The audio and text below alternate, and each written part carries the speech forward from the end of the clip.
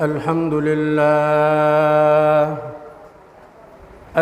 لله نحمده ونستعينه ونستغفره ونؤمن به ونتوكل عليه ونعوذ بالله من شرور أنفسنا ومن سيئات أعمالنا من يهد الله فلا مضل له ومن يضلله فلا هادي له ونشهد أن لا إله إلا الله وحده لا شريك له ونشهد أن سيدنا وسندنا وحبيبنا ومولانا محمدا عبده ورسوله أرسله بالحق بشيرا ونذيرا وداعيا إلى الله بإذنه وسراجا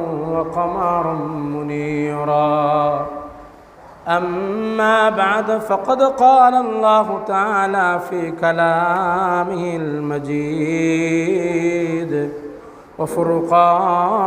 وفرقانه الحميد أعوذ بالله من الشيطان الرجيم بسم الله الرحمن الرحيم يا أيها النبي إنا أرسلناك شاهدا ومبشرا ونذيرا وداعيا إلى الله بإذنه وسراجا منيرا إن الله وملائكته يصلون على النبي يا أيها الذين آمنوا صلوا عليه وسلموا تسليما اللهم صل على سيدنا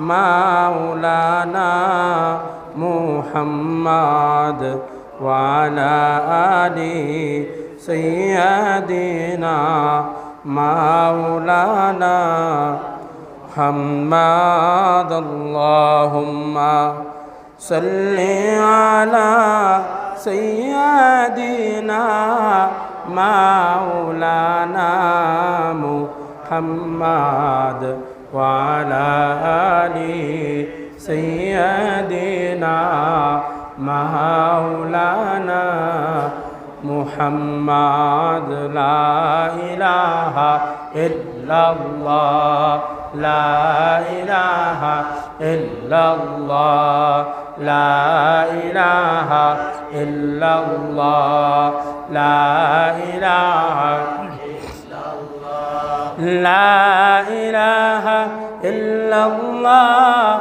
لا إله إلا الله لا إله إلا الله لا إله إلا الله لا إله إلا الله لا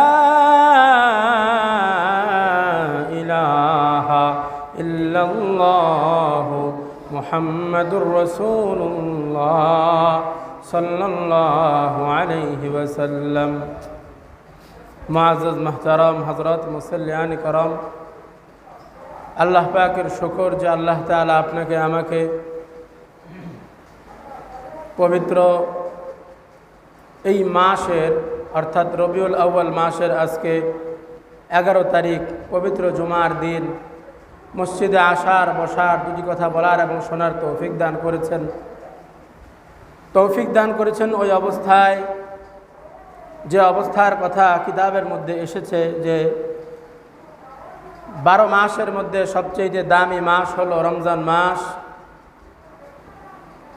সপ্তাহের মধ্যে সবচেয়ে অন্যতম সপ্তাহ হলো মাহে রমজানের সপ্তাহ এবং দিনের গণনায় সবচেয়ে দামি দিন হচ্ছে জুমার দিন আর মানুষের গণনায় সবচেয়ে দামি মানুষ হলো ওই ব্যক্তি যে ব্যক্তি দিনের মজলিসে বসে আছে ইবাদতের মধ্যে সবচেয়ে উত্তম ইবাদত হলো যে ইবাদত আল্লাহর কাছে গ্রহণযোগ্য হয়েছে কবুল হয়েছে মানুষের মুহূর্তের মধ্যে সবচেয়ে দামি মুহূর্ত হলো ওইটা যেই মুহূর্তটা সে ইমানের সাথে কাটাইছে। আল্লাহ রাব্বে করিম আপনাকে আমাকে পৃথিবীর সবচেয়ে উত্তম জায়গা, পৃথিবীর সমস্ত জায়গায় তো আল্লাহর, কিন্তু সব জায়গা দামি নয়। যেমনভাবে মসজিদের জায়গা দামি, পৃথিবীতে বহুত পাথর আছে, সব পাথর আর হজরে আসওয়াদ পাথর এক নয়। সমস্ত পাথরকে যদি একত্রিত করে রাখা হয়, হজরে আসওয়াদ পাথরের সামান্যতম দাম হবে না। হজরে আসওয়াদ পাথরের যেই পরিমাণ দাম, ঠিক এমনিভাবে পৃথিবীর সমস্ত জায়গা আল্লাহর। এই জায়গার মধ্যে সবচেয়ে আল্লাহর কাছে দামি জায়গা হচ্ছে মসজিদের জায়গা, মসজিদ। আর মসজিদের ভিতরে যখন কোনো ব্যক্তি আসে, আল্লাহ পাকের বরত্বের কথা শোনার জন্য বসে, ওই ব্যক্তি দামি জায়গার ভিতরে বসার কারণে, দামি নিয়ত হওয়ার কারণে আল্লাহর কাছে ওই ব্যক্তিও দামি হয়ে যায়। বলেন না সুবহানাল্লাহ। আল্লাহ তাআলা আপনাকে আমাকে এই দামি জায়গায় বসার তৌফিক দান করেছেন, জুমার দিন মসজিদে আসার তৌফিক দান করেছেন। এজন্য সকলে অন্তরের অন্তঃস্থল থেকে শক্তি দিয়ে ভক্তি ভরে জোর থেকে জোর আওয়াজ করে বলি আলহামদুলিল্লাহ। মুহতারাম হাজরিন, আজ রবিউল আউয়াল মাসের 11 তারিখ, মাগরিবের আজান দেওয়ার পরেই বা মাগরিবের সময় হওয়ার পর থেকেই শুরু হয়ে যাবে 12ই রবিউল আউয়াল। ইতিহাসবিদদের মতে এই 12ই রবিউল আউয়াল নবী সাল্লাল্লাহু আলাইহি ওয়াসাল্লামের মতান্তরে জন্মদিন আবার মৃত্যুরও দিন, এটার ভিতরে ইখতিলাফ আছে, কিন্তু প্রসিদ্ধ মত অনুযায়ী জন্মের দিনটাও বলা হয়, মৃত্যুর দিনটাও বলা হয়। মেরে মুহতারাম হাজরিন, যে রসুল সাল্লাল্লাহু আলাইহি ওয়াসাল্লামের সুপারিশের উপর নির্ভর করে আপনার আমার জান্নাতে যাওয়া, যে নবী সাল্লাল্লাহু আলাইহি ওয়াসাল্লামের অনুসরণের উপরে নির্ভর করে আপনি আমি কতটুকু ঈমানদার, যে রসুল সাল্লাল্লাহু আলাইহি ওয়াসাল্লামের সুন্নতের অনুসরণের উপরে নির্ভর করে কবরে আপনার আমার কি ফয়সালা হবে, হাসরে কি ফয়সালা হবে, পুলসিরাতের উপরে আপনার আমার কি অবস্থা হবে। ওই নবীজি সাল্লাল্লাহু আলাইহি ওয়াসাল্লামের পছন্দনীয় কিছু বিষয় নিয়ে আপনাদের মাঝে আলোচনা করতেছিলাম। একটা বরকতময় জামাত, সোনালী যুগের সোনালী জামাত, যেই জামাতের সভাপতি হচ্ছেন রসুল পাক সাল্লাল্লাহু আলাইহি ওয়াসাল্লাম নিজে। আর ওই জামাতের সমস্ত ব্যক্তিরাই জান্নাতি। ওই জামাতের পছন্দনীয় বিষয়গুলো নিয়ে আলোচনা হচ্ছিল।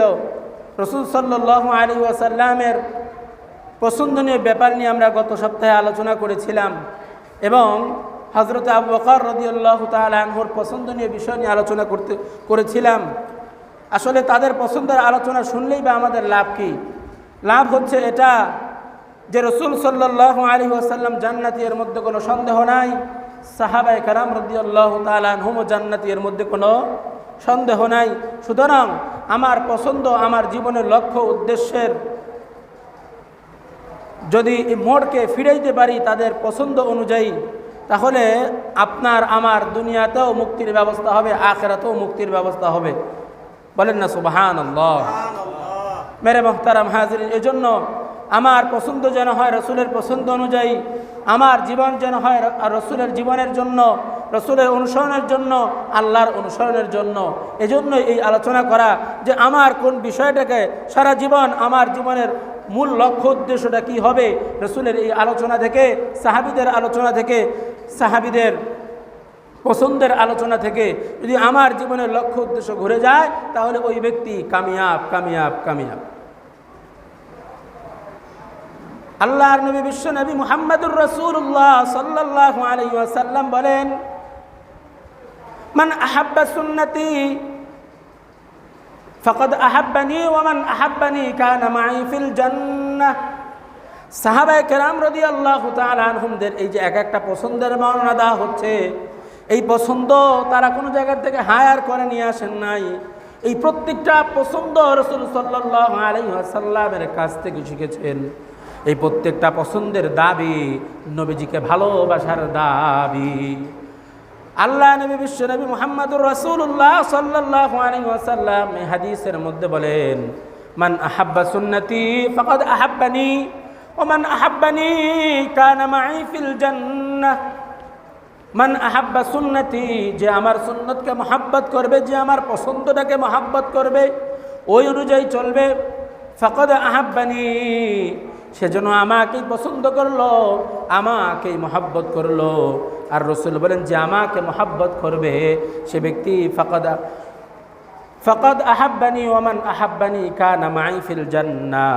আর যে ব্যক্তি আমাকে পছন্দ করবে, আমাকে মহাব্বত করবে, আমার সুন্নতকে মহাব্বত করবে, অনুসরণ করবে, ওই ব্যক্তি আমার সাথে জান্নাতের মধ্যে থাকবে। বলেন না সুবহানাল্লাহ। হযরত আবু বকর রাদিয়াল্লাহু তাআলা আনহু বলতেছিলেন, ইয়া রাসূলুল্লাহ, আমার কাছে পছন্দ তিনটা জিনিস। একটা হলো ইয়া রাসূলুল্লাহ, আপনার চেহারার দিকে তাকায় থাকা, আপনার জন্য মাল খরচ করা।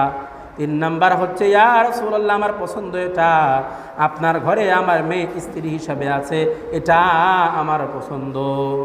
এ কথা শোনার পরে হযরতে ওমর রাদিয়াল্লাহু তাআলা আনহু বলেন, ইয়া আবু বকর রাদিয়াল্লাহু তাআলা আনহু, আপনার পছন্দের কথাগুলো সত্য, নবীজি সাল্লাল্লাহু আলাইহি ওয়াসাল্লামের পছন্দের কথাগুলোও সত্য। হযরত আবু বকর, আপনার কথা সত্য, আমার কাছেও 3টা পছন্দের জিনিস আছে, আমার কাছেও 3টা পছন্দের জিনিস দুনিয়াতে আছে।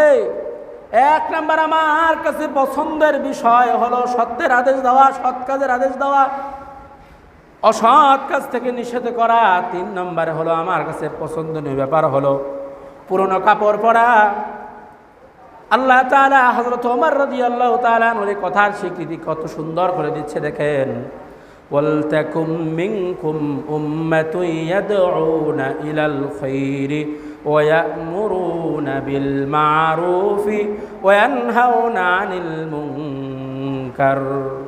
তোমাদের মধ্যে সবচেয়ে উত্তম ওই ব্যক্তি নয় যে ব্যক্তির অনেক ধন সম্পদ আছে। তোমাদের মধ্যে আল্লাহর দৃষ্টিতে সবচেয়ে উত্তম ওই ব্যক্তি নয় যে ব্যক্তি এলাকার মধ্যে সবচেয়ে বড় ব্যবসায়ী।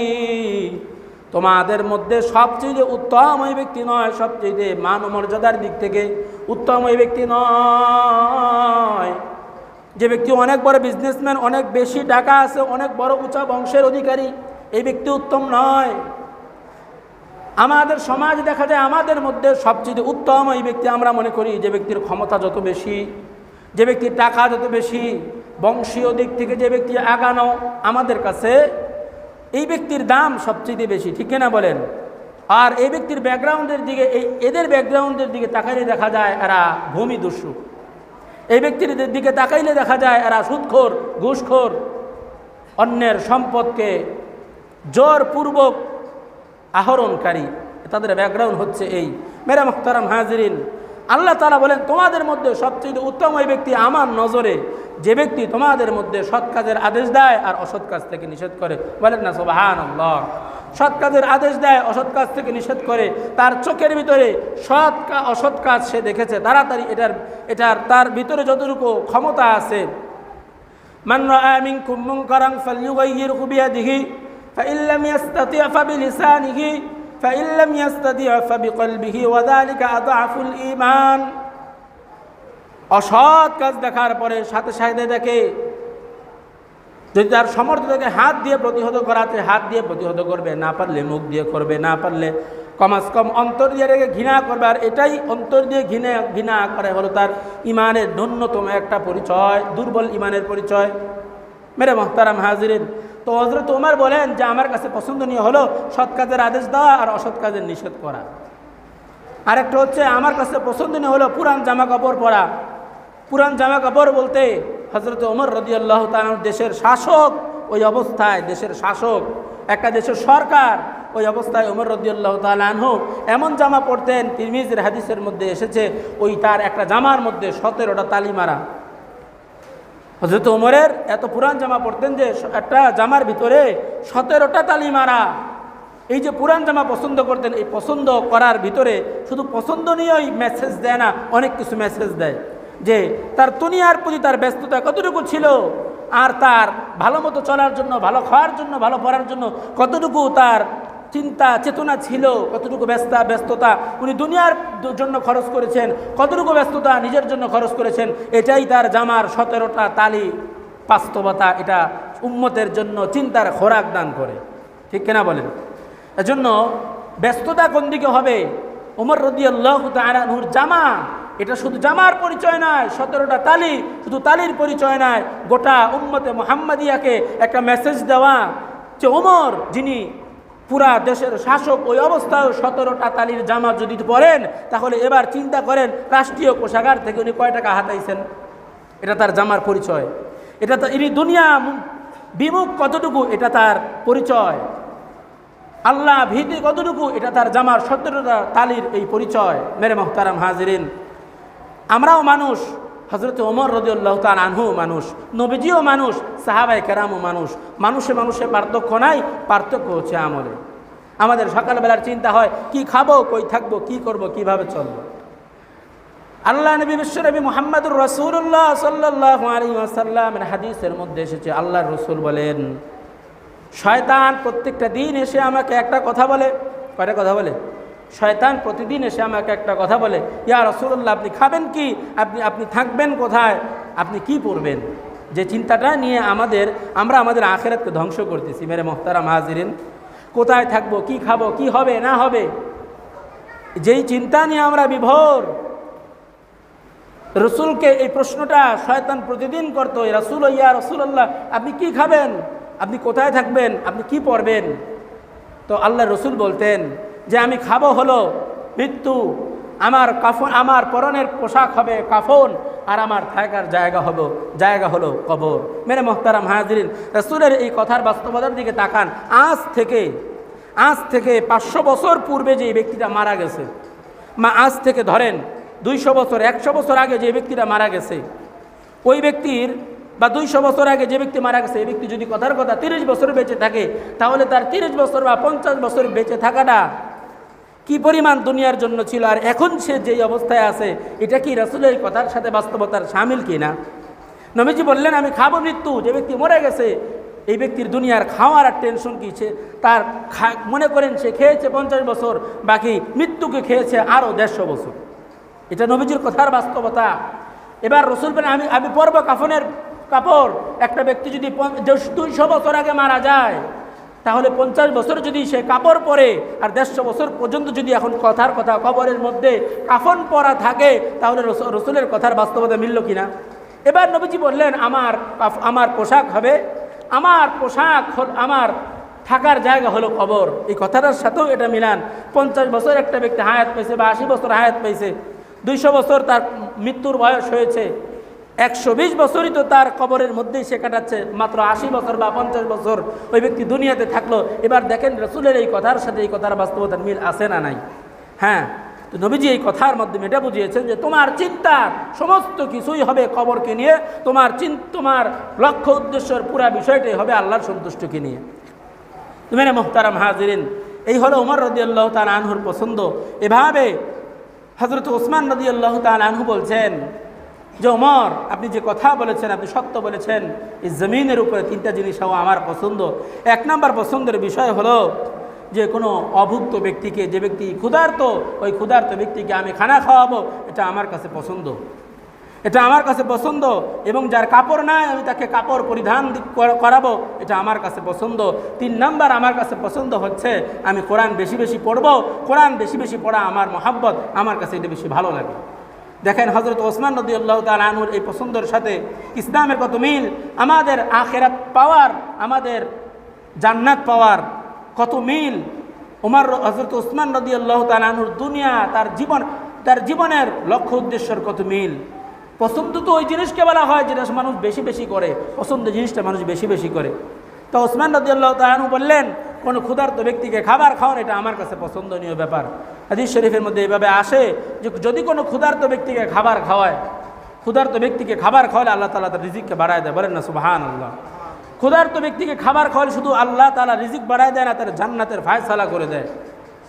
শুধু মানুষ নয়, যদি একটা কুকুরকেও এরকম এতটুকু ইহসান করা হয়, ওই ব্যক্তির জান্নাত হয়ে যাবে। যদি ইবাদত করতে করতে আসমানে উঠে যায়, আর একটা ঘরের বিড়াল পালনেওয়ালা ব্যক্তি একটা ঘরের বিড়ালকে যদি সে খাবারে ক্ষুধায় কষ্ট দেয়, ওই ব্যক্তির আসমানে ইবাদত করতে করতে আসমানে উঠে গেল, আসমান থেকে সে আবার জাহান্নামে যাওয়া খুব সহজ। এরকম ঘটনাও আমরা বর্ণনা করেছি, আপনারা জানেন, বুখারীর রিওয়ায়াত।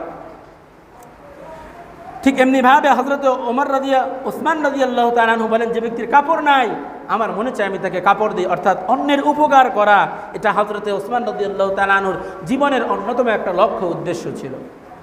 হযরত ওসমান রাদিয়াল্লাহু তাআলা আনহু বলেন, অন্যকে আমি যার কাপড় নাই তাকে আমি কাপড় পরাবো।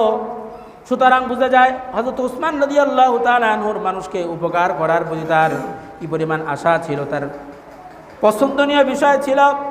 হাদিস শরীফের মধ্যে আসে, আল্লাহর নবী বিশ্বনবী মুহাম্মদুর রাসূলুল্লাহ সাল্লাল্লাহু আলাইহি ওয়াসাল্লাম বলেন, কোনো ব্যক্তি যদি দেখে তার কোনো কাপড় নাই অথবা পুরান কাপড় পরে যদি তাকে কাপড় দিয়ে সাহায্য করে, আল্লাহর নবী বলেন যতদিন তার এই জামাটা সে ব্যবহার করবে আমি আল্লাহর তাআলার জিম্মায় ওই ব্যক্তি থাকবে। বলেন সুবহানাল্লাহ।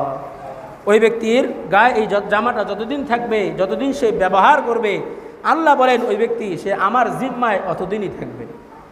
এবার হযরত ওসমান রাদিয়াল্লাহু তাআলা আনহু বলেন, আমার কাছে তৃতীয় পছন্দনীয় জিনিস হলো কোরআনে কারীম তেলাওয়াত করা। হযরত ওসমান এত বেশি কোরআনে কারীম তেলাওয়াত করতেন, মক্কাতুল মুকাররমার ভিতরে কাবাকে সামনে রেখে হযরত ওসমান রাদিয়াল্লাহু তাআলা আনহু বিতির নামাজের মধ্যে দাঁড়িয়েছেন অথবা ঘরের মধ্যে দাঁড়িয়েছেন। তার জীবনে এমন বহুত হয়েছে, বিতিরের ইশারের পরে বিতিরের নামাজের সময় দাঁড়িয়েছেন, ফজরের ওয়াক্তের আগে বিতিরের নামাজ শেষ করেছেন। এই পুরা রাতের ভিতরে ওসমান রাদিয়াল্লাহু তাআলা আনহু 3 রাকাত নামাজের মধ্যে পুরা কোরআন শরীফটা তিনি খতম করে ফেলেছেন। বলেন সুবহানাল্লাহ। আর আমাদের সূরা ফাতিহাই শুদ্ধ না, সূরা ফাতিহাই শুদ্ধ নয়। এগুলা এই সমস্ত বিষয় দিয়ে আমাদেরকে দেখাচ্ছেন যে আপনাদের জীবনের লক্ষ্য উদ্দেশ্য কোনটা হওয়া দরকার। তার কারণ হলো এটা, আল্লাহর রাসূল বলেন আসহাবী কান নুজুম ইক্তাদাইতুম ইহতাদাইতুম, আসহাবী কান নুজুম ইক্তাদাইতুম ইহতাদাইতুম। আমার এক একটা সাহাবী আকাশের নক্ষত্রের তারার মতো। যদি কোনো একটা সাহাবীর জীবনকে তুমি অনুকরণ করো তাহলে তুমি জান্নাতে যাবা, এর মধ্যে কোনো সন্দেহ নাই। জান্নাতে যাওয়ার জন্য হেদায়েত দরকার। আল্লাহ রাসূল বলেন আমার সাহাবী একটা সাহাবীকে যে অনুসরণ করবে, সাহাবীর পছন্দকে যদি সে অনুসরণ করে, তার জীবনের সমস্ত কিছুকে ফলো করে, নবীর কথা বলেন নাই, নবীর কথা তো আছেই, সাহাবীর কথাও বলছেন, কারণ সাহাবীরা হচ্ছে নবীর আয়না। বলেন না সুবহানাল্লাহ। নবীর আয়না, নবী যেভাবে চলতো সাহাবী ওইভাবে চলতো, নবী যেটা পছন্দ করতো সাহাবী ওইটা পছন্দ করতো। মানে মুহতারাম হাজিরিন, এজন্য সাহাবীর পছন্দর সাথে যদি আমার পছন্দ মিলে তাহলে রাসূল বলেন ইক্তাদাইতুম ইহতাদাইতুম, তুমি যদি তার ইক্তাদা করো তাহলে তুমি হেদায়েত পেয়ে যাবা, আর যদি হেদায়েত পেয়ে যাও তাহলে সোজা জান্নাতে চলে যাবা। বলেন না সুবহানাল্লাহ। মেরে মুহতারাম হাজিরিন, এই হলো হযরতে ওসমান রাদিয়াল্লাহু তাআলা আনহুর পছন্দ। এজন্য কোরআনে কারীম বেশি বেশি তেলাওয়াত করবেন। কোরআনে কারীম তেলাওয়াত করে বেশি বেশি। ফাজাইল কি? ফাজাইল হচ্ছে আপনার জীবনে কত ধরনের বরকত দরকার, যা কিছু দরকার, দুনিয়া কবর হাসর সব কিছুর সমাধান আল কোরআন।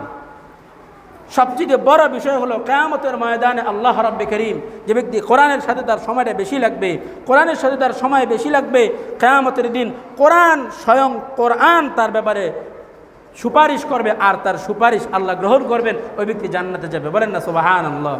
এজন্য আমার চোখে দেখা অনেক ব্যক্তি আছে, নাম বলবো না, এই এলাকার ভিতরেও কোরআনের সাথে বেশি সময় দেয়, বেশি বেশি কোরআন তেলাওয়াত করে, এই ব্যক্তিগুলো আল্লাহর কাছে উত্তম। এরা 1000-10টা বা 100টা তারা বদামল করতে পারে, যে 100টা বদামলের বিপরীতে একবার কোরআন পড়া, কোরআনকে সময় বেশি দেওয়া, এটা তার 100 বদামলের চাইতে 1000 গুণে বেশি উত্তম। যদি তার গুণ এই পরিমাণ থাকে আর বদগুণও যদি থাকে, তাহলে আল্লাহ তাআলা এটাকে কম্পেয়ার করে, এটাকে তমিজ করে আল্লাহ তাআলা তাকে মাফ করে দেবেন, এই আশা করা যায়। মেরে মুহতারাম হাজিরিন, এই পছন্দের কথা শুনে হযরতে আলী রাদিয়াল্লাহু তাআলা আনহু বলেন আমার কাছেও 3টা পছন্দের জিনিস হলো, 1 নাম্বার হলো মেহমানদারি করা, 2 নাম্বার হলো গরমের সময় রোজা রাখা, আর 3 নাম্বার হলো আল্লাহর রাস্তায় জিহাদ করা। হযরতে আলী বলেন 1 নাম্বার হলো মেহমানদারি করা। হযরত ইব্রাহিম আলাইহিস সালাতু ওয়াস সালামকে আল্লাহ তাআলা খলিলুল্লাহ বলে সম্বোধন করেছেন। খলিল, ইব্রাহিম আমার খলিল, অন্তরঙ্গ বন্ধু, মুহাম্মদ হাবিবুল্লাহ, মূসা কালিমুল্লাহ, ঈসা রূহুল্লাহ, আদম সফিউল্লাহ। এক একজনের সাথে বন্ধুত্বের এক একটা লকব আছে। ইব্রাহিম আলাইহিস সালাতু ওয়াস সালাম বলেন আমাকে যে আল্লাহ রাব্বে কারীম খলিলুল্লাহ বানাইছেন, এই খলিলুল্লাহ বানানোর পিছনে অন্যতম একটা কারণ হলো আমি মেহমানদারি বেশি বেশি করি। মেহমানদারি বেশি বেশি করি। মেরে মোহতারাম হাজিরিন, এই কথাটা হজরতে জিবরাইল আলাইহিস সালাতু ওয়াস সালাম এসে হজরতে ইব্রাহিম আলাইহিস সালাতু ওয়াস সালামকে জানিয়েছেন, আপনাকে আল্লাহ পছন্দ করে এই জন্য কিছু গুণের মধ্যে একটা গুণ হলো এই যে আপনি মানুষকে বেশি বেশি মেহমানদারি করেন। আর মেহমানদারি তার এই প্রচলন শুরুই হয়েছে হজরত ইব্রাহিম আলাইহিস সালাতু ওয়াস সালাম থেকে। তো হজরত আলী রাদিয়াল্লাহু তাআলা বলেন, এটা আমার পছন্দ। 2 নম্বরে আমার পছন্দ হচ্ছে গরমের সময় রোজা রাখা, অর্থাৎ এর থেকে আমাদের শিক্ষণীয় হলো গরমের সময় কি শান্তির সময় না কষ্টের সময়, বলেন তো? কষ্টের সময়। আর উনি বলেছেন প্রচণ্ড গরমের সময়, অর্থাৎ প্রচণ্ড গরমের সময় রোজা রেখে তৃপ্ত ওই ব্যক্তি পায় যে ব্যক্তি এই কষ্টের মধ্যে কষ্ট করে ইবাদত করে, ওই ব্যক্তি মজা পায় যে ব্যক্তি খাঁটি প্রেমিক। যে ব্যক্তি কি খাঁটি প্রেমিক, যে ব্যক্তি খাঁটি প্রেমিক তার প্রেমিকার জন্য হাজারো কষ্ট করে একটা গোলাপ ফুল দেওয়া পছন্দ করে, কি করে না? হাজারো কষ্ট করে। যারা ইয়াং আছেন, যারা বুড়ো হয়ে গেছে, এরা এই স্বাদ পাবে না। যারা বিয়ে শাদী করেন নাই, এদের মধ্যে হাজারো কষ্ট করে প্রেমিকার জন্য একটা গোলাপ ফুল নেওয়া, এটা তার কাছে অনেক ইন্টারেস্টিংয়ের ব্যাপার।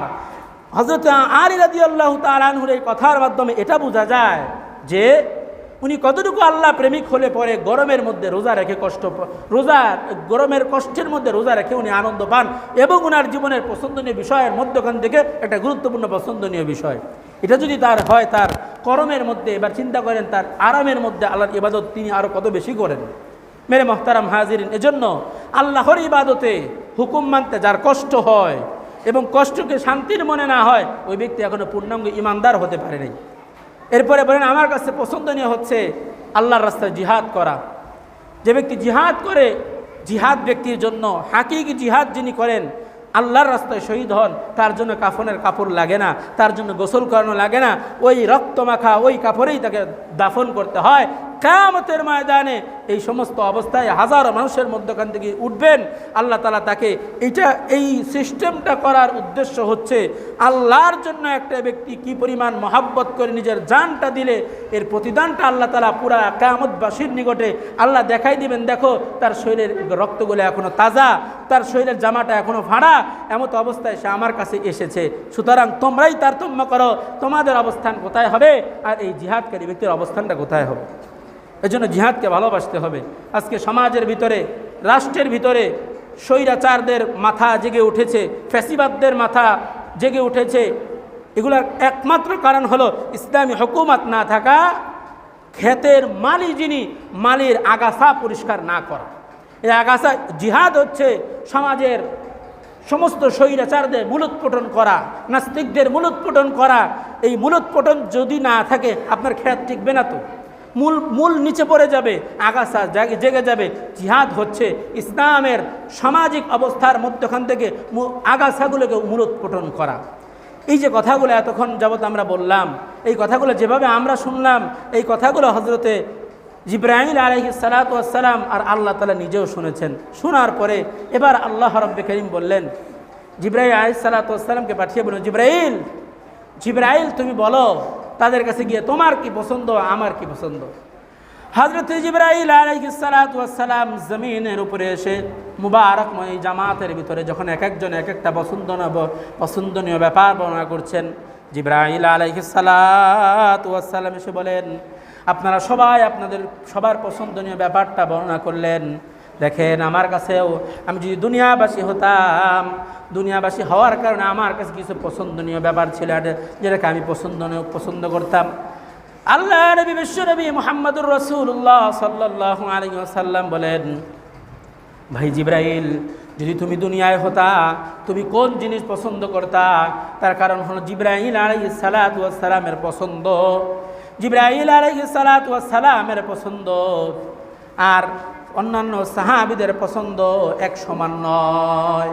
জিবরাইল আলাইহিস সালাতু ওয়াস সালামের পছন্দ আর আল্লাহর পছন্দ এগুলো এক সমান নয়। নবীজির পছন্দ 3টা বর্ণনা করেছেন। আবু বকর রাদিয়াল্লাহু তাআলা আনহুর পছন্দ, ওমর, ওসমান, আলী, তাদের এই যে পাঁচজনের পছন্দনীয় বিষয়গুলোকে বর্ণনা করেছেন।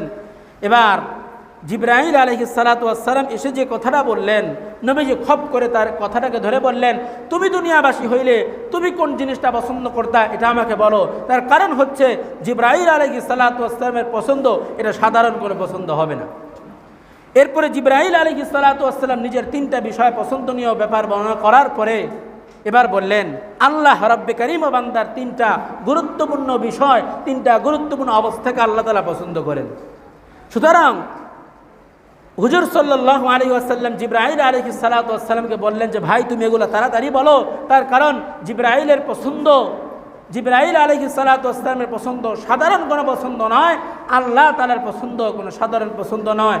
পছন্দনীয় বিষয় হলো এমন, আমি যেটা আপনাদেরকে গত সপ্তাহেও বলেছিলাম যে বিয়ে করার আগে মানুষ পছন্দ করে কেন, যাকে সারা জীবনের জন্য নিজের বন্ধু বানাবে, নিজের স্ত্রী বানাবে, সারা জীবনের সংসার করার সিদ্ধান্ত নেবে, এর আগে পছন্দনীয় হওয়া, পছন্দ হওয়াটা কত গুরুত্বপূর্ণ বিষয়। যাকে আল্লাহ জান্নাত দিবেন তাহলে দেখবেন না যে তার কোন বিষয়টা আল্লাহর কাছে পছন্দ হয়, এই জিনিসটাকে আল্লাহ দেখবেন না? অবশ্যই দেখবেন। এজন্য মুমিনের জীবনে লক্ষ্য উদ্দেশ্য আছে, লক্ষ্য আছে, উদ্দেশ্য আছে, পছন্দ আছে, অপছন্দনীয় বিষয় আছে। যাদের কাছে পছন্দ হলো সিগারেট খাওয়া, যাদের কানের পছন্দ হচ্ছে গান শোনা, যাদের বাহ্যিক পছন্দ হলো মানুষের সম্পদকে গ্রাস করা, এরা কোনোদিন জান্নাতি হবে না, এরা কোনোদিন জান্নাতি হবে না। এগুলো জাহান্নামী ব্যক্তিদের পছন্দনীয় ব্যাপার। এজন্য মেরে মোহতারাম হাজিরিন, এই একটা ধারাবাহিকতা যে শুরু করা হয়েছে, কোন বিষয়টা আল্লাহর রসুলের পছন্দ, কোন বিষয়টা সাহাবীদের পছন্দ আস্তে আস্তে মোটামুটি আমরা কয়জন, 5 জনের পছন্দ পর্যন্ত আসছি, এখন 2 জন বাকি, হযরতে জিবরাইল আলাইহিস সালাতু ওয়াস সালাম, আর শেষে হলেন স্বয়ং আল্লাহ রব্বে কারীম। এটা ইনশাআল্লাহ আগামী সপ্তাহে আলোচনা করা হবে। আল্লাহ তাআলা এর উপরে আমাদেরকে আমল করার তৌফিক দান করেন। দ্বিতীয় গুরুত্বপূর্ণ আরেকটা বিষয় হচ্ছে, আজকে মাগরিবের পরেই শুরু হয়ে যাবে, অর্থাৎ মাগরিবের যখন ওয়াক্ত আসবে, ইসলামী নিয়ম অনুযায়ী সন্ধ্যার পরে কি হয়, দিনের পরিবর্তন হয়, আর দেশীয় নিয়ম অনুযায়ী রাত 12টার পরে পরিবর্তন হয়, সময়ের পরিবর্তন হয়, সব কিছুর পরিবর্তন হয়। ঠিক তেমনিভাবে